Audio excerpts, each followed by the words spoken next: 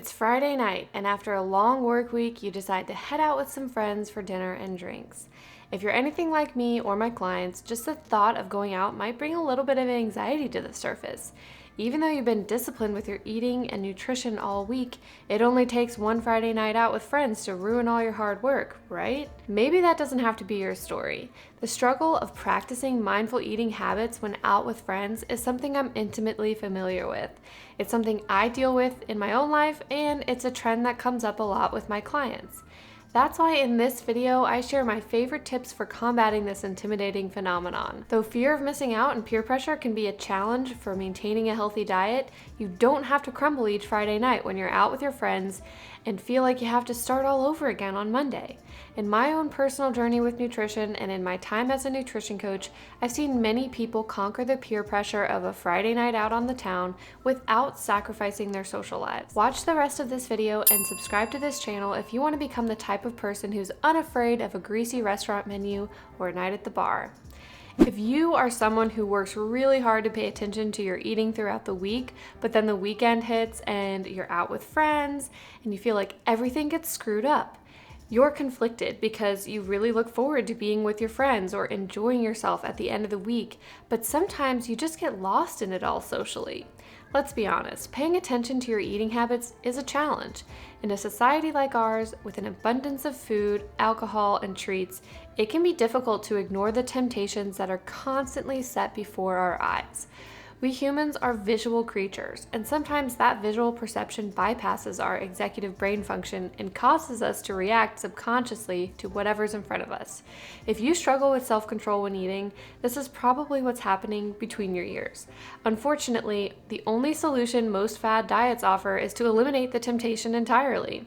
Some do this by fasting, while others will try to avoid certain foods altogether. You have to learn to become the type of person that faces the challenge of nutrition head-on through mindfulness and learning to pay attention to what your body is telling you. Friends, if you want a lasting change, you have to start by normalizing the difficult task of paying attention to what you put in your mouth. My first tip that I recommend frequently is to go in with a plan. Ask yourself this question: how do you want to feel the next day? That might help shape your decisions at the meal. When it comes to the actual mealtime, you can learn to make mindfulness a habit when you eat, and it doesn't have to be overly complicated or weird.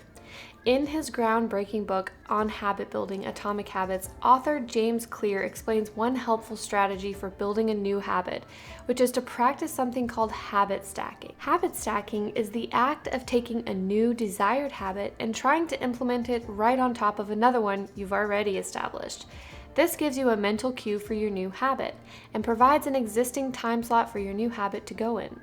The idea here would be for you to practice paying attention to your physical sensations moving from hunger to satisfaction as you eat, as well as paying attention to your mental state at various established points throughout the meal. Here are some simple checkpoints you can use to habit stack.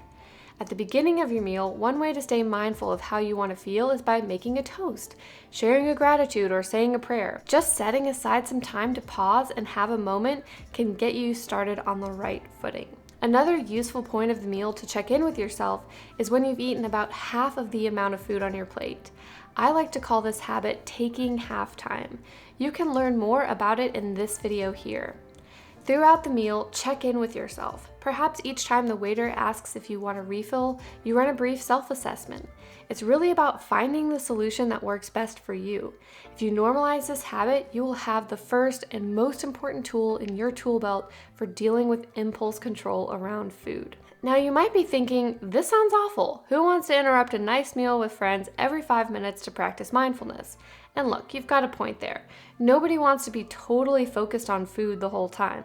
I'm not saying you need to ruin the night by adding another task for you to be anxious about. Instead, try thinking about mindfulness in this way. When you're driving, you would readily admit that about 90% of your attention is directed to the front of the vehicle. But throughout your drive, especially when cued by other habits such as switching lanes, you might glance to the left or the right in your rearview mirrors, shifting your attention to another part of the car. When it comes to food and nutrition, we call this attention transferring, and this is a great picture of what your mindfulness should look like when you're out with friends. If you can learn to integrate this type of mindfulness through tips like habit stacking, then you can still enjoy conversation and laughter with friends while keeping your health and nutrition in your peripherals. One of my clients actually excuses herself from the table to go to the restroom and check in with how she's feeling. This allows her to remove herself from being around the food, to take an honest self-assessment of how she's feeling and how much more she would like to eat. Sometimes you need to take that break to check in with yourself. In some situations, this can be challenging. Maybe you have a hard time paying attention when you're out with friends. Take a bathroom break. Give yourself a pep talk. Use this time to reframe and reorient your perspective to focus on you. Remember, you should be treating yourself as someone worth helping.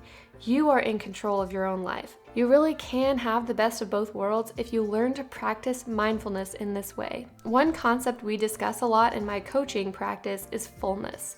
In this context, the idea of fullness is about more than just feeling stuffed. It's about living life in an abundant and satisfying way. Social psychologist Abraham Maslow developed his famous hierarchy of needs in 1943.